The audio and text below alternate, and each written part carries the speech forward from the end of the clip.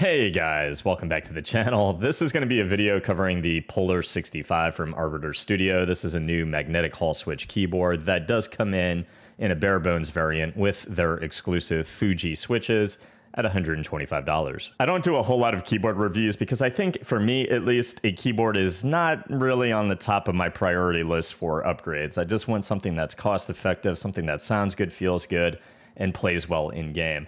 I think the Polar 65 from Arbiter Studio checks all the boxes. This thing sounds phenomenal. The stabilizers, the switches, everything here feels great. The case definitely feels heavy duty in its metal frame, and the backing looks very cool. It is see-through, just nice RGB effects all around.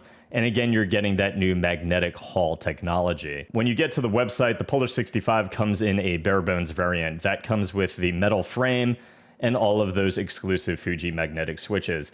I think that's a great deal because if you even were to buy switches standalone and that many switches, you're looking at around, what, $30 to $40. So really it brings the board to around $85. If you wanted to use those switches and put them on your Wooting, I think you'd be able to do that. So you're getting a pretty solid deal, an all-around package. And if you did want to build one like this with the keycaps, you're only looking at an extra $25 for a version with keycaps that feel very good. They're dual shot PBT, and in my opinion, look great and feel great. I do have a little bit of shine going on my keycaps already. Not too bad and nothing that I wouldn't expect from any other company's dual shot PBT.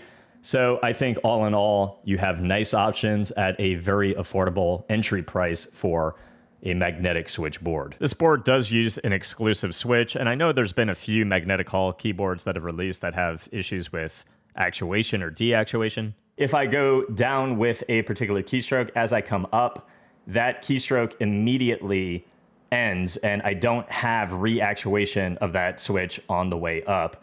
In terms of the big performance enhancement that you're getting here with a magnetic Hall switch keyboard, generally is rapid trigger, and that is, on the way down, I don't have to come all the way up to get reactuation of a particular switch, making jiggle peaking and movement feel a little bit more fluid than the regular and typical keyboard here. So you're getting a nice rapid trigger experience. I did not have issues, again, with the Fuji Hall switches, and in terms of end-to-end latency, there actually was a new firmware that was pushed on October 17th, 2023, which is the version I have been on for my testing. So far, I've not noticed any significant issues at all in terms of the latency, and my overall experience with rapid trigger here on the Fuji Hall switches not only feels good, but performs very good as well.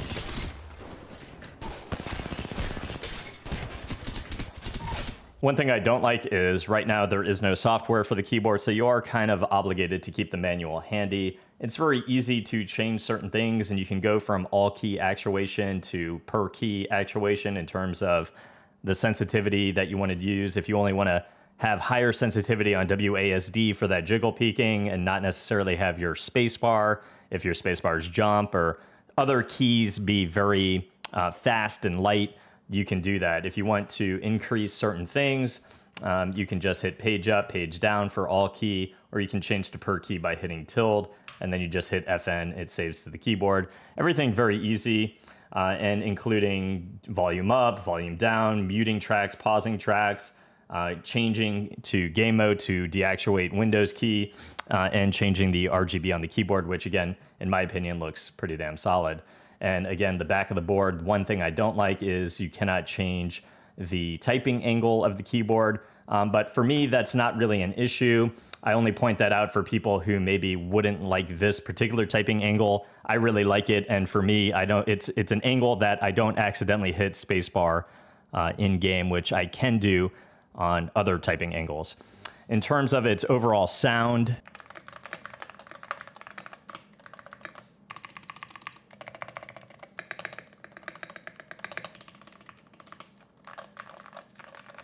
and just comparing the sound of this keyboard to the new Razer Huntsman,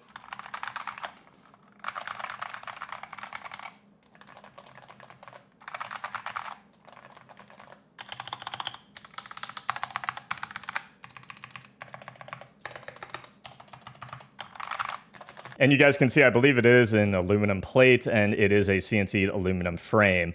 Overall, the Fuji switches, which are made by Gateron, felt great. I wouldn't have to lube these. Overall, a nice typing experience out of the box and a good gaming experience. So for $125 for the bare bones, if you already have switches, what I can say is my time on the Polar 65 was good.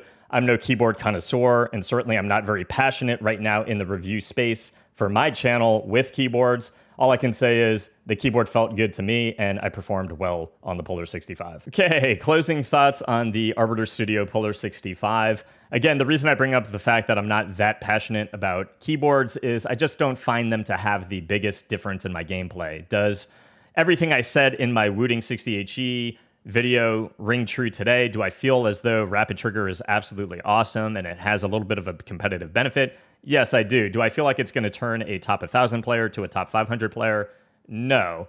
But it feels good, it performs good, and everything that the Rapid Trigger is giving me on the Wooting, do I feel like I'm getting it on the Polar 65 by Arbiter Studio? I do. I don't have the two side by side, and the reason why is I got my Wooting and I did pay the entry price of $175. I didn't like the typing experience. I got a custom case, and that brought my price up to around $400 with lubing the switches. And me not being very passionate about keyboards, I just felt bad having a $400 keyboard. At this time in my life, I just want a keyboard that I can plug in. It feels good, sounds good, performs good. I don't have to touch it. I don't have to do anything to it. And I think I'm getting that with the Polar 65 by Arbiter Studio. Certainly, if you want the best of the best in performance, I've not tested them side by side to the Wooting because I don't have it anymore. But the Polar 65 to me performed extremely good in game, and I can certainly recommend this board, particularly at a bare bones price of $125. It feels good, looks good, sounds good, and plays well in game. That's it for this one, guys. I hope it helped. If it did, leave a sub to the channel. I'll see you guys in the next review. Peace.